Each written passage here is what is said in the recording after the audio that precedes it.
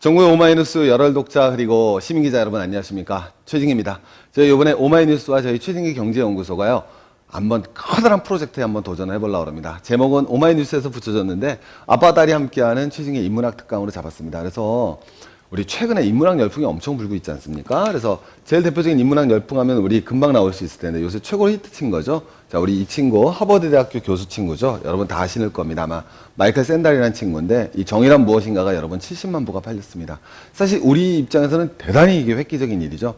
이 한국적인 토양에서 인문학 관련 서적이 70만 권이나 팔리는 건 사실 있을 수 없는 거죠. 그렇다고 해서 이 책이 아주 쉬운 책이냐? 사실 그러지는 않거든요. 이 책을 이해하기 위해서는 여러분 공리주의라든가 존 롤즈에 대한 기본적인 지식 또는 칸트라든가 자유방임주의자에 대한 기본적인 상식이 없으면은 사실 읽어나가기가 굉장히 쉽지만은 않은 책이었습니다.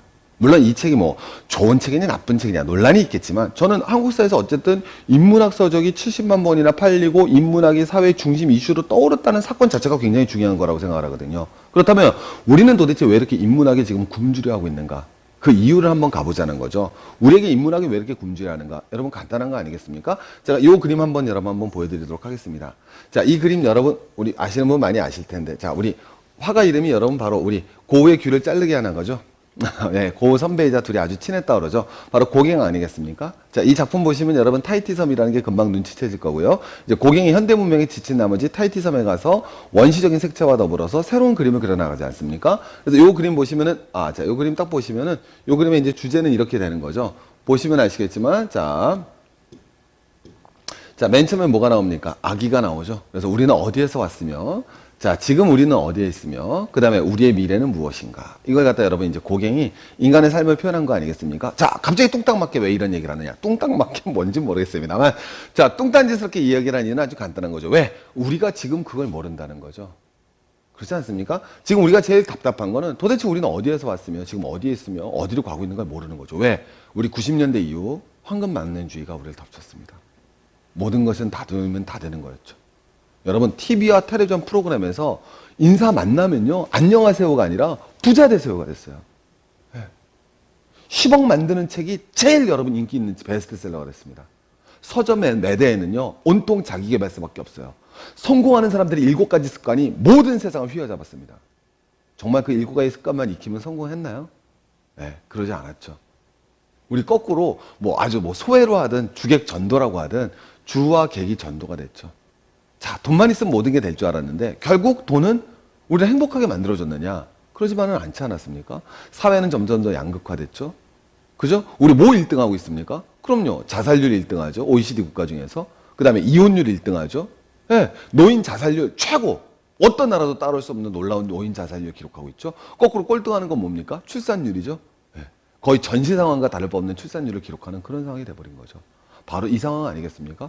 도대체 우리가 어디에서 왔으며 어디에서 있으며 어디로 가는지 우리가 못 찾는 거죠. 이것에 대한 갈증이 바로 인문학 열기로 터져나오고 있는 상황인 거죠. 그래서 이제는 모든 사람들이 다 동의를 하는 겁니다. 야, 인문학이 아니면 우리가 갈 길이 없구나. 심지어 우리 돈을 갖다 벌고 싶어도 와, 새로운 게 나와버렸죠.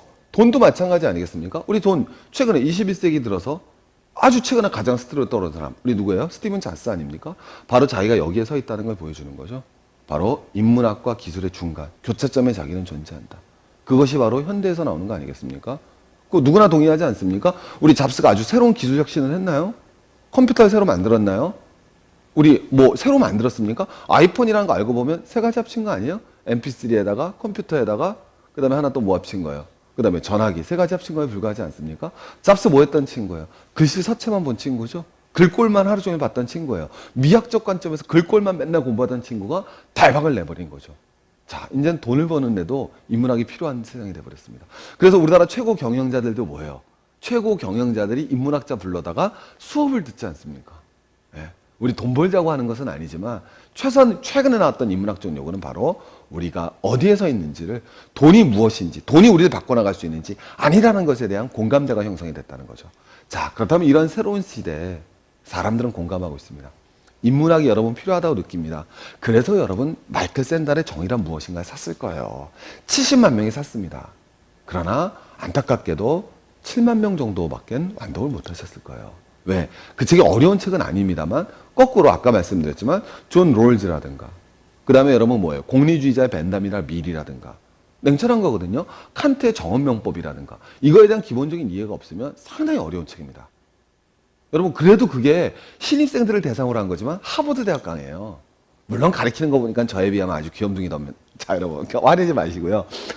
진짜예요. 한번 증명해 보여드리겠습니다. 저랑 뭐 한두 번 수업하십니까? 수업하면 초진기 아닙니까? 강사하면 초진기 아니겠습니까? 여러분 뭐 그런 얘기는 이제 앞으로 우리 같이 공부할 거고 그렇다면 인문학 이제 어떻게 공부할 거냐는 거죠. 자, 인문학 욕구는 우리가 생겨났는데 인문학에 대한 도전이 쉽지가 않거든요. 자, 우리 한번 인문학 이렇게 한번 공부해 볼까요? 자, 인문학 공부하시려면요. 사실 이 사람들 모르고선 사실 인문학 들어가기 어렵죠. 경제 공부하러 마음 먹었습니다. 경제가 3대 저사하면 뭘 꼽습니까? 제일 먼저 말할 것도 없이 아담 스미스의 국부론이죠. 두 번째 칼 막스의 자본론 아니겠습니까? 세 번째 케인즈의 일반 이론인데 그냥 책 표지 안 하고 그래프 머리 쥐나죠. 예. 그 다음에 뭐 철학하면 우리 칸트의 순수이성 비판인데요. 이걸 여러분 어떻게 공부하겠습니까? 다스카피탈 원전을 읽을래요? 야! 자본론 제대로 공부해야지. 그러려면 우리가 원전을 읽어야 돼. 원전하면 영어 번역판 아니라 독일어 번역판을 하겠어. 나 독일어 공부 불가능합니다. 예, 저희 존경하는 사부가 아니면 여러분 불가능한 일 아니겠습니까? 이렇게 나갈 수 없죠. 뿐만 아니라 원전을 읽는 게 나쁜 건 아닌데 기본적이고 시대적인 배경 지식 없이 사실 막스의 자본론이라는 건 19세기적 한계를 갖춘다라는 거 뭐 이거 갖다 부정하기는 어렵죠. 우리가 지금도 여러분 옛날 뭐 우리 선배들처럼 막 그런 교조주의적인 뭐 그렇게 막스를 받아들이지는 않지 않겠습니까? 뭐 막스가 좋다 나쁘다가 아니라 19세기 독일이라든가 19세기 자본주의라든가 이런 파악 없이는 자본론의 의미가 없는 거죠. 그럼 그렇다는 거 없이 이것만 읽었을 때는 또 완독을 하더라도 사실 제대로 아담 스미스 국부론 다르지 않겠습니까? 1776년 산업혁명이 일어났을 때 영국의 부르주아의 상황들 발전되는 영국 사회의 모습, 프랑스나 스페인에 비교했을 때 영국이 가지는 위치들 이것들을 좀 알고서 우리가 공부를 해나가야죠. 뿐만 아니라 언제 이렇게 다 공부를 하겠습니까? 우리가 학자가 아니지 않습니까? 그렇다면 이거에 대해서 여러분 또 그렇다고 해서 우리가 이렇게 사실 공부할 수는 없는 거예요. 자, 공부하는 방법은 사실 또 두 가지가 있을 수 있죠. 뭐 하나, 들어가시는 겁니다.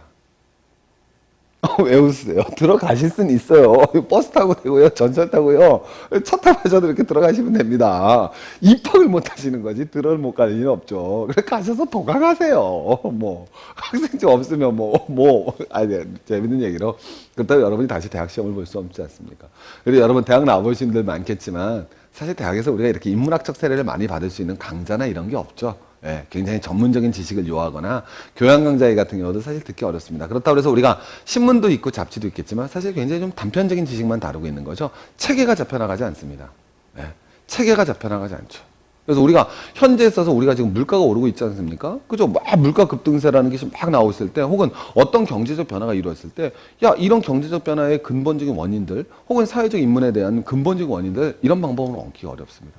자, 그래서 여러분 어떻게 하느냐? 제가 여러분 준비를 했습니다. 그래서 저희가 오마이뉴스와 함께 더불어서 가고자 합니다. 자, 가는 내용들은요. 앞으로 이런 주제를 가지고 기본적으로 여러분과 함께 가려고 합니다. 예를 들면 경제 파트는 처음에는 세계 경제 어디로 가느냐. 그래서 세계 경제를 이야기를 했으면은 이런 거죠. 우리가 한번 지역별로 나눠보자. 미국, EU, 중국, 일본 나눠보는 거예요. 그래서 세계 경제를 이야기해서는 사실 미국 경제를 이야기하기 위해서는 우리가 기본적으로 필요한 것이 2차 세계대전 끝날 무렵에 브렌튼 우드 체제라든가 1971년에 72년에 닉슨 쇼크라든가 그 다음에는 여러분 96년도에 프라자 합의라든가 이런 것들에 대한 이해가 있으셔야지만 현재 경제를 이해할 수가 있거든요. 근데 사실 그런 거에 대해서 쉽고 시대적 맥락을 갖다 이루어지는 그런 책을 찾아보기도 어려울 뿐만 아니라 그걸 갖다 또 책을 보더라도 굉장히 어렵고 전문적이지 않습니까? 그걸 쉽게 풀어드리겠습니다. 네. 저는 제가 해야 될 일은 그거라고 생각합니다. 자, 철학도 마찬가지고요. 앞으로 강의해 드릴게요. 그래서 세계 경제 어디로 가느냐 해서 미국, EU, 일본, 중국 점검해 드리고요. 한국 경제도 마찬가지로 우리 IMF 나오지만 사실 IMF의 근본적인 원인들, 우리 일국적인 차원이 아니라 세계적인 차원에서는 왜 발생했는지. 예. 일본 서독이래. 일본 독일하고 그다음에 한국과의 관계 또는 미국과의 관계, 세계 사회적 발생에서 IMF의 위기들, 원인들 궁금하지 않습니까? 예. 또 이런 것도 해드리고 싶은 거예요. 우리 미술사 그러면은 마찬가지 아닙니까, 여러분? 저도 그랬었거든요. 뭐 박물관 가면 미술 보면 뭐 알아야지 뭐 무슨 얘기를 하지 않습니까? 그죠? 예. 우리 딸 데리고 박물관 손잡고 갔어요. 예. 큐레이터만 쫓아다니면 좀 그렇잖아요. 교양을 쌓자라는 거죠. 예. 경제사도 한번 공부해보고 경제학 특강해보고 철학도 마찬가지입니다. 제가 아까 말씀드렸지만 정의란 무엇인가를 이해하기 위해서는요. 여러분 정말로 그냥 정의란 무엇인가 읽지 마시고 제가 여러분 수업 한번 해보겠습니다. 그래서 뭐 4~5편 정도 존 롤즈 1시간이면 될 것 같거든요. 공리주의 벤담 밀 공부해보고 자유방위 공부해보고 칸트의 정언명법 한번 무엇인지 읽고서 롤즈를 들어가 봅시다. 훨씬 눈이 띄실 겁니다.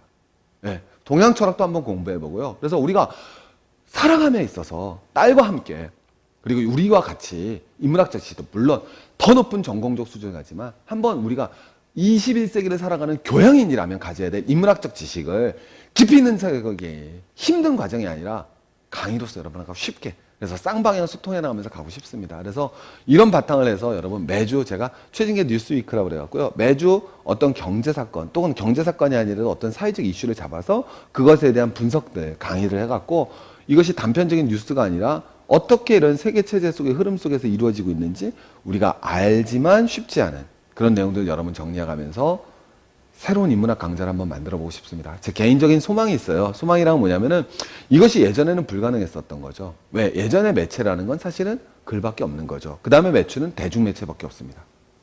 대중매체에서는 이게 불가능한 거지 아니겠습니까? 또 글자, 활자 매체에서도 불가능한 거죠. 그런데 새로운 매체가 등장하지 않았습니까? 바로 정보화 시대 인터넷이라는 매체가 등장했고 여러분 이거 보시면 아시겠지만 이런 새로운 전자칠판이거든요. 이거 예전 칠판은 여러분 이런 거 아니겠습니까? 네. 근데 단순한 이런 칠판이 아니라 여기서는 제가 여러분 보여드리고 싶은 걸 다 보여드릴 수 있거든요. 편집하고 열심히 준비해서 좀 이따 여러분 이거 같이 해주실 저희 팀을 소개시켜 드릴게요. 그래서 제가 한번 만들어 보고 싶은 거는 오마이뉴스라는 얘기를 했어요. 야, 우리 인문학도 시장 경제 속에서 정말로 시장 안에서 성공해보자. 네. 시장 안에서 상품성을 가질 수 있고 성공하고 그 다음에 많은 사람들이 함께 인문학을 향유할 수 있는 그런 공간을 만들어 보자. 오마이뉴스와 저희 최진기 경제연수가 멋지게 한번 출발해보고자 합니다. 여러분 기대 많이 해주십시오. 열심히 하겠습니다. 감사합니다. 저희 스텝진 모두 최고의 강의를 향하여 열심히 준비하겠습니다. 기대해 주십시오. 파이팅!